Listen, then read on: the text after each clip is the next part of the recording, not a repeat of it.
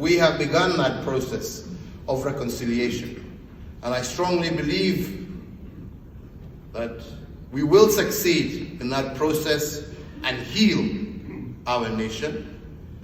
I do believe that the greatest gift that me and my brother can possibly ever leave the people of Kenya is the gift of peace, is the gift of love and unity of all our people.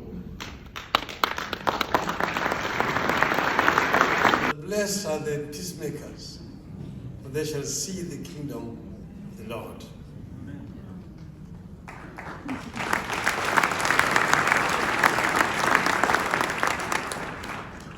You know, the Americans say that any jackass can kick down a barn, but it takes a good carpenter to build one. So the responsibility actually rested between me and my brother here